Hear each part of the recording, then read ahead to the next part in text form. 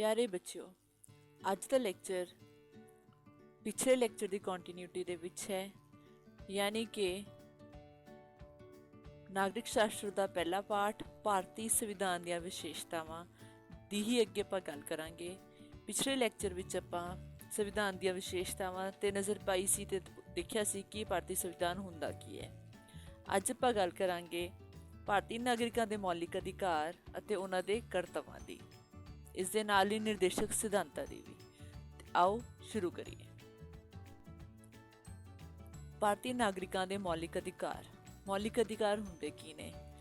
ਇਹ ਅਜਿਹੇ ਅਧਿਕਾਰ ਨੇ ਜਿਹੜੇ ਕਿ ਨਾਗਰਿਕਾਂ ਨੂੰ ਸਮਾਨ ਮੌਕੇ ਪ੍ਰਦਾਨ ਕਰਨ ਲਈ ਬਹੁਤ ਜ਼ਰੂਰੀ ਨੇ ਤੇ ਇਹ ਗਾਰੰਟੀ ਦਿੰਦੇ ਨੇ ਕਿ ਸਾਰੇ ਨਾਗਰਿਕਾਂ ਨੂੰ ਸਮਾਨ ਮੌਕੇ ਪ੍ਰਦਾਨ ਕੀਤੇ ਜਾਣਗੇ। ਇਹਨਾਂ ਨੂੰ ਮੌਲਿਕ ਇਸ ਲਈ ਕਿਹਾ ਗਿਆ ਹੈ ਕਿਉਂਕਿ ਸੰਵਿਧਾਨ ਵਿੱਚ ਦਰਜ ਨੇ ਔਰ ਇਹ ਬਹੁਤ ਹੀ ਇੰਪੋਰਟੈਂਟ ਨੇ, ਜ਼ਰੂਰੀ ਨੇ। ਭਾਰਤੀ ਸੰਵਿਧਾਨ ਦੇ ਤੀਸਰੇ ਭਾਗ ਵਿੱਚ ਅਨੁਛੇਦ 14 ਤੋਂ ਲੈ ਕੇ 32 ਤੱਕ ਇਹ ਦਰਜ ਹਨ। ਇਹਨਾਂ ਦੀ ਇੱਕ ਖਾਸੀਅਤ ਇਹ ਵੀ ਹੈ ਕਿ ਇਹਨਾਂ ਦੇ ਵਿੱਚ ਜਿਹੜੀ ਬਦਲਾਅ ਕਰਨ ਦੀ ਪ੍ਰਕਿਰਿਆ ਜਿਹੜੀ ਆ ਉਹ ਜ਼ਿਆਦਾ ਸੌਖੀ ਨਹੀਂ ਹੈ, ਬਲਕਿ ਕਠਿਨ ਕੀਤੀ ਗਈ ਹੈ ਕਿਉਂਕਿ ਬਹੁਤ ਇੰਪੋਰਟੈਂਟ ਨੇ ਤਾਂ ਹਰ ਕੋਈ ਆਪਣੀ ਮਰਜ਼ੀ ਨਾਲ ਇਹਨਾਂ ਨੂੰ ਈਜ਼ੀਲੀ ਜਿਹੜੇ ਆ ਉਹ ਚੇਂਜ ਨਹੀਂ ਕਰ ਸਕਦਾ। ਜਿਵੇਂ ਕੱਲ੍ਹ ਆਪਾਂ ਕੀਤਾ ਸੀ ਕਿ ਜਿਹੜੀਆਂ ਵਿਸ਼ੇਸ਼ਤਾਵਾਂ ਕੀਤੀਆਂ ਸੀਗੀਆਂ ਭਾਰਤੀ ਸੰਵਿਧਾਨ ਦੀਆਂ ਕਿ ਭਾਰਤੀ ਸੰਵਿਧਾਨ ਜਿਹੜਾ ਹੈ ਉਹ ਲਚਕੀਲਾ ਵੀ ਹੈ ਅਤੇ ਕਠੋਰ ਵੀ ਹੈ। ਕੁਛ ਪੱਖ ਚੇਂਜ ਕਰਨੇ ਕਠੋਰ ਨੇ ਅਤੇ ਕੁਛ ਪੱਖ ਚੇਂਜ ਕਰਨੇ ਸੌਖੇ ਨੇ। ਤਾਂ ਭਾਰਤੀ ਨਾਗਰਿਕਾਂ ਦੇ ਮੌਲਿਕ ਅਧਿਕਾਰਾਂ ਨੂੰ ਬਦਲਣ ਦੀ ਪ੍ਰਕਿਰਿਆ ਜਿਹੜੀ ਹੈ ਉਹ ਕਠਿਨ ਪ੍ਰਕਿਰਿਆ ਦੇ ਵਿੱਚ ਦਰਜ ਕੀਤੀ ਗਈ ਹੈ। ਇਸ ਤੋਂ ਇਲਾਵਾ ਇਹ ਦੇਸ਼ ਦੀ ਏਕਤਾ ਅਖੰਡਤਾ ਲਈ ਬਹੁਤ ਜ਼ਰੂਰੀ ਨੇ ਕਿਉਂਕਿ ਇਹ ਨਾਗਰਿਕਾਂ ਨੂੰ ਸਮਾਨ ਮੌਕੇ ਪ੍ਰਦਾਨ ਕਰਨ ਦੀ ਗਾਰੰਟੀ ਦਿੰਦੇ ਨੇ ਅਤੇ ਜੇ ਸਭ ਨੂੰ ਸਮਾਨ ਮੌਕੇ ਮਿਲਣਗੇ ਤਾਂ ਹੀ ਸਾਰਿਆਂ ਦੀ ਜਿਹੜੀ ਹੈ ਫੁੱਲੀ ਡਿਵੈਲਪਮੈਂਟ ਹੋ ਪਾਏਗੀ ਅਤੇ ਦੇਸ਼ ਜਿਹੜਾ ਹੈ ਉਹ ਇਕੱਠੇ ਹੋ ਕੇ ਅਖੰਡ ਰੂਪ ਦੇ ਵਿੱਚ ਜਿਹੜਾ ਹੈ ਜੁੜਿਆ ਰਹੇਗਾ। ਹੁਣ ਆਪਾਂ ਦੇਖਾਂਗੇ ਕਿ ਮੌਲਿਕ ਅਧਿਕਾਰ ਮੇਨ ਹੈ ਕਿਹੜੇ ਨੇ। ਸਭ ਤੋਂ ਪਹਿਲੇ ਹੈ ਬੇਟਾ ਸਮਾਨਤਾ ਦਾ ਅਧਿਕਾਰ। ਸਮਾਨਤਾ ਦਾ ਅਧਿਕਾਰ ਨਾਮ ਤੋਂ ਹੀ ਪਤਾ ਲੱਗਦਾ ਹੈ ਇਹਦੇ ਅੰਡਰ ਇਹ ਹੈ ਕਿ ਭਾਰਤੀ ਸਮਾਜ ਵਿੱਚ ਚਾਹੇ ਕੋਈ ਕਿਸੇ ਵੀ ਲਿੰਗ, ਕਿਸੇ ਵੀ ਜਾਤ, ਕਿਸੇ ਵੀ ਨਸਲ ਦਾ ਕਿਉਂ ਨਾ ਹੋਵੇ ਪਰ ਉਸਨੂੰ ਕਾਨੂੰਨ ਦੇ ਅੱਗੇ ਜਿਹੜੀ ਆ ਉਹ ਸਮਾਨਤਾ ਪ੍ਰਦਾਨ ਕੀਤੀ ਗਈ ਹੈ ਅਤੇ ਕਿਸੇ ਵੀ ਤਰ੍ਹਾਂ ਦੀ ਵਿਤਕਰੇ ਦੀ ਮਨਾਹੀ ਕੀਤੀ ਗਈ ਹੈ ਔਰ ਜਿਹੜੇ ਮੌਕੇ ਨੇ, ਜਿਹੜੇ ਅਵਸਰ ਨੇ ਉਹ ਸਾਰਿਆਂ ਨੂੰ ਸਮਾਨ ਪ੍ਰਾਪਤ ਹੁੰਦੇ ਨੇ, ਚਾਹੇ ਉਹ ਰੋਜ਼ਗਾਰ ਨੂੰ ਲੈ ਕੇ ਹੋਣ, ਚਾਹੇ ਉਹ ਕਿਸੇ ਦੀ ਐਜੂਕੇਸ਼ਨ ਨੂੰ ਲੈ ਕੇ ਹੋਣ ਜਾਂ ਕਿਸੇ ਵੀ ਪਦਵੀ ਨੂੰ ਲੈ ਕੇ ਹੋਣ। ਛੂਤ-ਛਾਤ ਦੀ ਮਨਾਹੀ ਕੀਤੀ ਗਈ ਹੈ ਅਤੇ ਸਪੈਸ਼ਲ ਤਰ੍ਹਾਂ ਦੀਆਂ ਪ੍ਰਿਵਿਲੇਜਸ ਜਿਹੜੀਆਂ ਉਪਾਧੀਆਂ ਪਹਿਲੇ ਦਿੱਤੀਆਂ ਜਾਂਦੀਆਂ ਸੀਗੀਆਂ ਅੰਗਰੇਜ਼ਾਂ ਦੇ ਸਮੇਂ ਉਹ ਹੁਣ ਬੰਦ ਕਰ ਦਿੱਤੀਆਂ ਗਈਆਂ ਨੇ। ਸੋ ਇਹ ਹੈ ਸਮਾਨਤਾ ਦਾ ਅਧਿਕਾਰ। ਨੈਕਸਟ ਇਜ਼ ਆਜ਼ਾਦੀ ਦਾ ਅਧਿਕਾਰ ਜਾਂ ਸੁਤੰਤਰਤਾ ਦਾ ਅਧਿਕਾਰ। ਕੁਛ ਤਰ੍ਹਾਂ ਦੀਆਂ ਜਿਹੜੀਆਂ ਇੰਪੋਰਟੈਂਟ ਆਜ਼ਾਦੀਆਂ ਨੇ, ਇੰਪੋਰਟੈਂਟ ਸੁਤੰਤਰਤਾਵਾਂ ਨੇ ਉਹ ਦਿੱਤੀਆਂ ਗਈਆਂ ਨੇ ਨਾਗਰਿਕਾਂ ਨੂੰ, ਜਿਵੇਂ ਕਿ ਭਾਸ਼ਣ ਦੇਣ ਅਤੇ ਆਪਣਾ ਵਿਚਾਰ ਪ੍ਰਗਟਾਉਣ ਦੀ ਆਜ਼ਾਦੀ, ਸ਼ਾਂਤਮਈ ਰੂਪ ਦੇ ਵਿੱਚ ਇਕੱਠੇ ਹੋ ਕੇ ਆਪਣੇ ਭਾਵ ਪ੍ਰਗਟਾਉਣ ਦੀ ਆਜ਼ਾਦੀ, ਸਮੂਹ ਜਾਂ ਸੰਘ ਸਥਾਪਿਤ ਕਰਨ ਦੀ ਆਜ਼ਾਦੀ, ਸਮੁੱਚੇ ਭਾਰਤ ਵਿੱਚ ਕਿਤੇ ਵੀ ਆਉਣ ਜਾਣ ਦੀ ਆਜ਼ਾਦੀ, ਕੋਈ ਵੀ ਕੰਮ ਧੰਦਾ ਕਰਨ ਦੀ ਜਿਹੜਾ ਕਿ ਦੇਸ਼ ਦੇ ਖਿਲਾਫ ਨਾ ਹੋਵੇ ਉਸ ਦੀ ਆਜ਼ਾਦੀ ਅਤੇ ਕੋਈ ਵੀ ਕਾਰੋਬਾਰ ਸਥਾਪਿਤ ਕਰਨ ਦੀ ਆਜ਼ਾਦੀ, ਕਿਉਂਕਿ ਇਹ ਆਜ਼ਾਦੀਆਂ ਨੇ ਜਿਹੜੀਆਂ ਇਹ ਸਾਰੀਆਂ ਮਨੁੱਖੀ ਵਿਕਾਸ ਦੇ ਲਈ ਜ਼ਰੂਰੀ ਨੇ। ਨੈਕਸਟ ਇਜ਼ ਸ਼ੋਸ਼ਣ ਦੇ ਵਿਰੁੱਧ ਅਧਿਕਾਰ। ਸ਼ੋਸ਼ਣ ਦੇ ਵਿਰੁੱਧ ਅਧਿਕਾਰ ਦੇ ਵਿੱਚ ਮਨੁੱਖ ਦਾ ਵਪਾਰ ਅਤੇ ਬਿਨਾਂ ਵੇਤਨ ਤੋਂ ਧੱਕੇ ਨਾਲ ਕੰਮ ਕਰਾਉਣ ਦੀ ਮਨਾਹੀ ਕੀਤੀ ਗਈ ਹੈ। ਇਟ ਮੀਨਸ ਕਿ ਜਿਸ ਦੀ ਜਿਹੜੀ ਮਿਹਨਤ ਹੈ ਜਾਂ ਜਿੰਨੇ ਵੇਜਿਸ ਜਿਹੜੇ ਨੇ ਸਰਕਾਰ ਨੇ ਨਿਯੁਕਤ ਕੀਤੇ ਗਏ ਨੇ, ਨਿਸ਼ਚਿਤ ਕੀਤੇ ਗਏ ਨੇ, ਉਹ ਸਭ ਨੂੰ ਦਿੱਤੇ ਜਾਣਗੇ।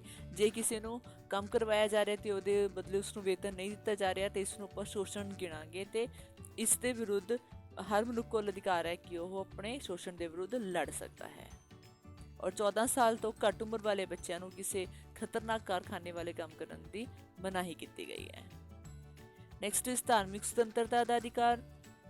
ਇਹਦੇ ਅੰਦਰ ਵਿੱਚ ਕਲੀਅਰ ਹੀ ਹੈ ਕਿ ਆਪਣਾ ਭਾਰਤ ਧਰਮ ਨਿਰਪੱਖ ਰਾਜ ਹੈ, ਤੁਹਾਨੂੰ ਪਹਿਲੇ ਵੀ ਦੱਸਿਆ ਸੀ। ਸੋ ਧਾਰਮਿਕ ਸੁਤੰਤਰਤਾ ਦਾ ਅਧਿਕਾਰ ਦਿੱਤਾ ਗਿਆ ਹੈ ਕਿ ਕੋਈ ਵੀ ਵਿਅਕਤੀ, ਕੋਈ ਵੀ ਨਾਗਰਿਕ ਜਿਹੜਾ ਹੈ ਉਹ ਕਿਸੇ ਵੀ ਤਰ੍ਹਾਂ ਦੀ ਧਰਮ ਜਿਹੜਾ ਹੈ ਉਹ ਅਪਣਾ ਸਕਦਾ ਹੈ, ਉਸਦਾ ਪ੍ਰਚਾਰ ਕਰ ਸਕਦਾ ਹੈ, ਪੂਜਾ ਕਰ ਸਕਦਾ ਹੈ, ਮੰਦਿਰ, ਗੁਰਦੁਆਰਾ, ਮਸਜਿਦ ਜਿਹੜਾ ਵੀ ਕਿਤੇ ਜਾ ਸਕਦਾ ਹੈ। ਧਰਮ ਨੂੰ ਲੈ ਕੇ ਕਿਸੇ ਨਾਲ ਕੋਈ ਪਾਬੰਦੀ ਜਾਂ ਫਿਰ ਕੋਈ ਵੀ ਵਿਤਕਰਾ ਕਰਨ ਤੋਂ ਮਨਾਹੀ ਹੈ। ਨੈਕਸਟ ਇਜ਼ ਵਿਦਿਅਕ ਅਤੇ ਸੱਭਿਆਚਾਰਕ ਅਧਿਕਾਰ। ਇਹ ਉਹ ਅਧਿਕਾਰ ਨੇ ਜਿਹਦੇ ਅੰਦਰ ਇਹ ਕਿਹਾ ਗਿਆ ਹੈ ਕਿ ਹਰ ਵਿਅਕਤੀ ਨੂੰ ਜਿਹੜੇ ਹੈ ਖਾਸ ਕਰਕੇ ਜਿਹੜੇ ਘੱਟ ਗਿਣਤੀ ਵਰਗ ਵਾਲੇ ਲੋਕ ਨੇ, ਮਾਈਨੋਰਿਟੀ ਨੇ, ਉਹਨਾਂ ਨੂੰ ਆਪਣੀ ਸੱਭਿਅਤਾ ਦਾ, ਆਪਣੇ ਸੱਭਿਆਚਾਰ ਦਾ ਵਿਕਾਸ ਕਰਨ ਦੀ ਪੂਰੀ ਖੁੱਲ੍ਹ ਹੈ। ਔਰ ਸਰਕਾਰੀ ਵਿਦਿਅਕ ਸੰਸਥਾਵਾਂ ਦੇ ਵਿੱਚ ਜਿਹੜੇ ਹੈ ਬਿਨਾਂ ਕਿਸੇ ਧਰਮ, ਭਾਸ਼ਾ ਜਾਂ ਜਾਤੀ ਦੇ ਭੇਦਭਾਵ ਤੋਂ ਵਿੱਦਿਆ ਲੈਣ ਦਾ ਅਧਿਕਾਰ ਜਿਹੜਾ ਹੈ ਹਰ ਨਾਗਰਿਕ ਨੂੰ, ਹਰ ਵਿਦਿਆਰਥੀ ਨੂੰ ਦਿੱਤਾ ਗਿਆ ਹੈ। ਵੈਸੇ ਵੀ ਸਰਕਾਰ ਨੇ 6 ਤੋਂ ਲੈ ਕੇ 14 ਸਾਲ ਦੇ ਬੱਚਿਆਂ ਤੱਕ ਜਿਹੜੀ ਪੜ੍ਹਾਈ ਹੈ ਉਹ ਲਾਜ਼ਮੀ ਅਤੇ ਮੁਫਤ ਕੀਤੀ ਹੋਈ ਹੈ। ਨੈਕਸਟ ਇਜ਼ ਸੰਵਿਧਾਨਿਕ ਉਪਚਾਰਾਂ ਦਾ ਅਧਿਕਾਰ।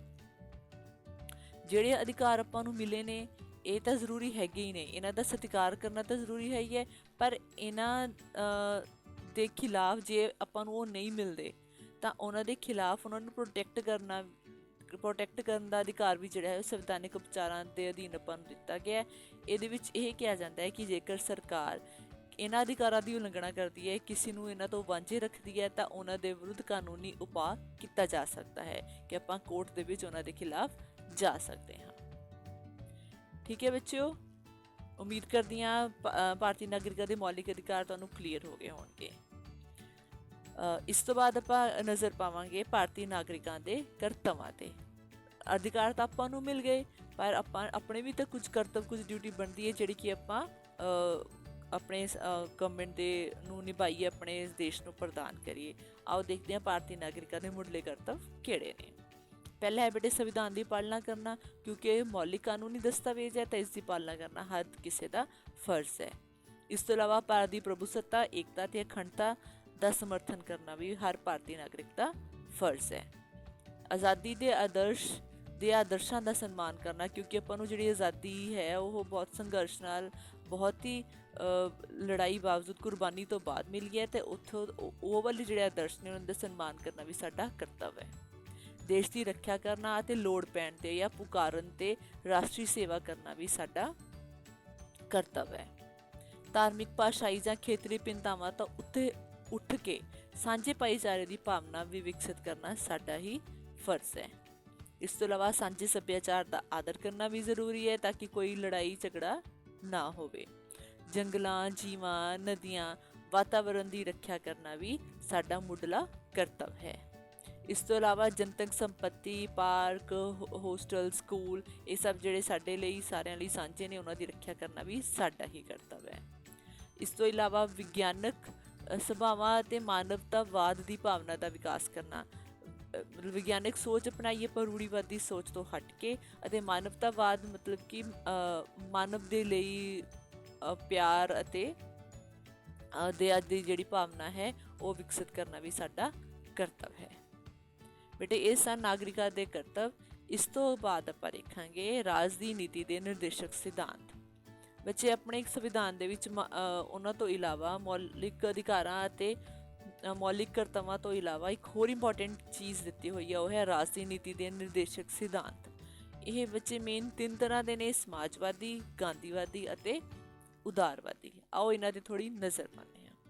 ਪਹਿਲੇ ਦੇਖਾਂਗੇ ਕਿ ਰਾਜ ਦੀ ਨੀਤੀ ਦੇ ਨਿਰਦੇਸ਼ਕ ਸਿਧਾਂਤ ਹੁੰਦੇ ਕੀ ਨੇ।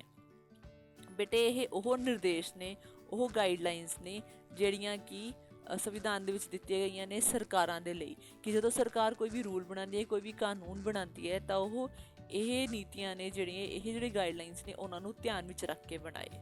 ਇਹ ਮੇਨ 3 ਤਰ੍ਹਾਂ ਦੇ ਨੇ, ਸਮਾਜਵਾਦੀ, ਗਾਂਧੀਵਾਦੀ ਅਤੇ ਉਦਾਰਵਾਦੀ।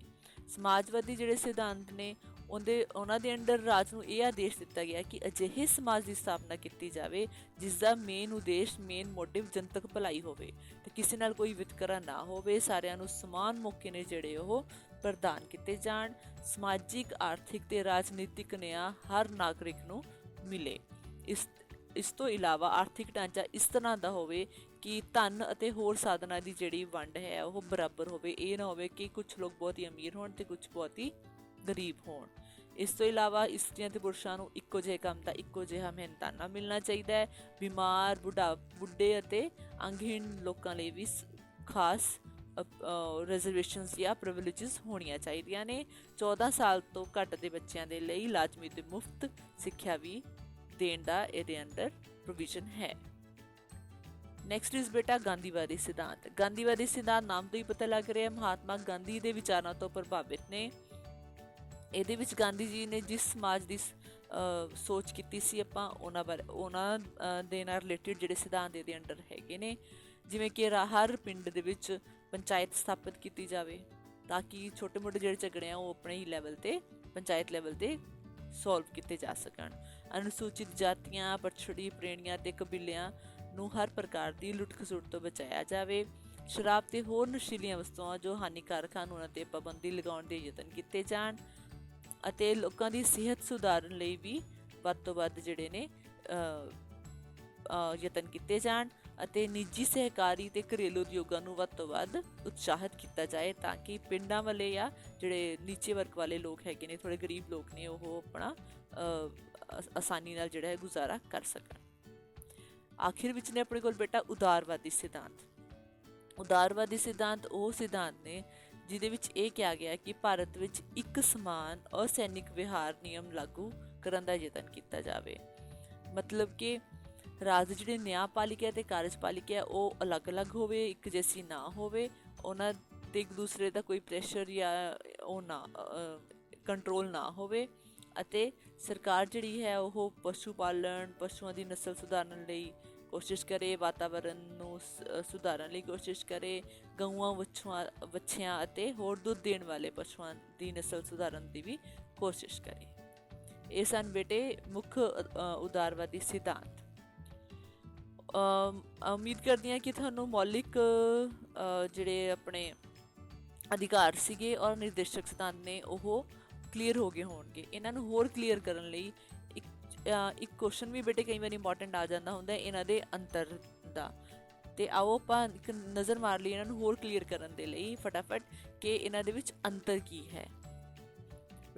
ਬੇਟੇ ਜਿਹੜੇ ਮੌਲਿਕ ਅਧਿਕਾਰ ਨੇ ਉਹ ਹੈਗੇ ਨੇ ਨਿਆਂਯੋਗ। ਨਿਆਂਯੋਗ ਮਤਲਬ ਕਿ ਇਹਨਾਂ ਨੂੰ ਚੈਲੰਜ ਕੀਤਾ ਜਾ ਸਕਦਾ ਕੋਰਟ ਦੇ ਵਿੱਚ। ਜੇ ਆਪਾਂ ਨੂੰ ਇਹ ਨਹੀਂ ਮਿਲਦੇ ਹੈਗੇ ਤਾਂ ਆਪਾਂ ਇਹਨਾਂ ਦੇ ਖਿਲਾਫ ਕੋਰਟ ਵਿੱਚ ਜਾ ਸਕਦੇ ਹਾਂ। ਬਟ ਜਿਹੜੇ ਨਿਰਦੇਸ਼ਕ ਸਿਧਾਂਤ ਨੇ ਉਹ ਨਿਆਂਯੋਗ ਨਹੀਂ ਹਨ। ਇਟ ਮੀਨਸ ਕਿ ਇਹ ਸਿਰਫ ਗਾਈਡਲਾਈਨਸ ਨੇ, ਕੋਈ ਕਾਨੂੰਨ ਨਹੀਂ ਬਣਿਆ ਹੋਇਆ ਕਿ ਜੇ ਇਸ ਦੀ ਪਾਲਣਾ ਕੋਈ ਨਹੀਂ ਕਰ ਰਿਹਾ ਤਾਂ ਆਪਾਂ ਉਸ ਨੂੰ ਕੋਰਟ ਵਿੱਚ ਚੈਲੰਜ ਨਹੀਂ ਕਰ ਸਕਦੇ। ਦੀਜ਼ ਆਰ ਜਸਟ ਗਾਈਡਲਾਈਨਸ, ਨਿਰਦੇਸ਼ ਨੇ ਇਹ ਸਿਰਫ। ਇਸ ਤੋਂ ਇਲਾਵਾ ਇਹ ਨਿਖੇਧਾਤਮਕ ਨੇ। ਜਿਹੜੇ ਮੌਲਿਕ ਅਧਿਕਾਰ ਨੇ ਉਹ ਨਿਖੇਧਾਤਮਕ ਨੇ। ਇਸ ਦਾ ਮਤਲਬ ਹੈ ਕਿ ਰਾਜ ਦੀ ਸ਼ਕਤੀਆਂ ਤੇ ਇਹ ਪਾਬੰਦੀ ਲਗਾਉਂਦੇ ਨੇ, ਇਹ ਕਿਸੇ ਚੀਜ਼ ਦੀ ਮਨਾਹੀ ਕਰ ਰਹੇ ਨੇ, ਨੈਗੇਟਿਵ ਆਸਪੈਕਟਸ ਵਿੱਚ ਜਾ ਰਹੇ ਨੇ। ਬਟ ਜਿਹੜੇ ਨਿਰਦੇਸ਼ਕ ਸਿਧਾਂਤ ਨੇ ਉਹ ਪੋਜ਼ਿਟਿਵ ਨੇ, ਉਹ ਪਾਬੰਦੀ ਨਹੀਂ ਲਗਾ ਰਹੇ ਬਲਕਿ ਉਹ ਕਿਸੇ ਨਿਸ਼ਚਿਤ ਕੰਮ ਕਰਨ ਦੀ ਪ੍ਰੇਰਨਾ ਦੇ ਰਹੇ ਨੇ, ਉਹ ਪੋਜ਼ਿਟਿਵ ਵਿਊ ਦੇ ਵੱਲ ਜਾ ਰਹੇ ਨੇ। ਇਸ ਤੋਂ ਇਲਾਵਾ ਮੌਲਿਕ ਅਧਿਕਾਰਾਂ ਦਾ ਮੰਤਵ ਜਿਹੜਾ ਹੈ ਉਹ ਭਾਰਤ ਵਿੱਚ ਰਾਜਨੀਤਿਕ ਲੋਕਤੰਤਰ ਦੀ ਸਥਾਪਨਾ ਕਰਨ ਦਾ ਹੈ, ਜਦਕਿ ਨਿਰਦੇਸ਼ਕ ਸਿਧਾਂਤਾਂ ਦਾ ਜਿਹੜਾ ਮੰਤਵ ਹੈ ਉਹ ਸਮਾਜਿਕ ਤੇ ਆਰਥਿਕ ਲੋਕਤੰਤਰ ਦੀ ਸਥਾਪਨਾ ਕਰਨਾ ਹੈ। ਬਾਕੀ ਐਂਡ ਵਿੱਚ ਆਪਾਂ ਇਹ ਕਹਿ ਸਕਦੇ ਹਾਂ ਕਿ ਜਿਹੜੇ ਮੌਲਿਕ ਅਧਿਕਾਰ ਨੇ ਉਹ ਕੁਝ ਮੌਲਿਕ ਅਧਿਕਾਰ ਜਿਹੜੇ ਹੈਗੇ ਨੇ ਉਹ ਉਹਨਾਂ ਤੋਂ ਜਿਹੜੇ ਨਿਰਦੇਸ਼ਕ ਸਿਧਾਂਤ ਨੇ ਉਹ ਕੁਝ ਮੌਲਿਕ ਅਧਿਕਾਰਾਂ ਤੋਂ ਸ੍ਰੇਸ਼ਟ ਨੇ, ਕਿਉਂਕਿ ਜਿਹੜੇ ਨਿਰਦੇਸ਼ਕ ਸਿਧਾਂਤ ਨੇ ਉਹ ਇੱਕ ਇਕੱਲੇ ਵਿਅਕਤੀ ਦੇ ਲਈ ਨਹੀਂ ਬਲਕਿ ਸਰਬੱਤ ਦੇ ਭਲੇ ਲਈ ਹਨ।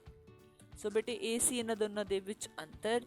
ਇਹ ਆਪਣਾ ਆਖਰੀ ਟੌਪਿਕ ਸੀ ਇਸ ਚੈਪਟਰ ਦਾ। ਮੈਂ ਉਮੀਦ ਕਰਦੀ ਹਾਂ ਕਿ ਤੁਹਾਨੂੰ ਇਹ ਚੈਪਟਰ ਕਲੀਅਰ ਹੋ ਗਿਆ ਹੋਵੇਗਾ। ਸੋ ਅਗਲੇ ਚੈਪਟਰ ਦੇ ਲਈ ਅਗਲੀ ਵੀਡੀਓ ਦੇਖਣਾ ਨਾ ਭੁੱਲਣਾ। ਇਸ ਚੈਨਲ ਨੂੰ ਸਬਸਕ੍ਰਾਈਬ ਤੇ ਲਾਈਕ ਵੀ ਜ਼ਰੂਰ ਕਰਦੇ ਰਹੋ ਤਾਂ ਕਿ ਵੱਧ ਤੋਂ ਵੱਧ ਵੀਡੀਓਜ਼ ਦਾ ਫਾਇਦਾ ਉਠਾ ਸਕੋ। Thanks for watching.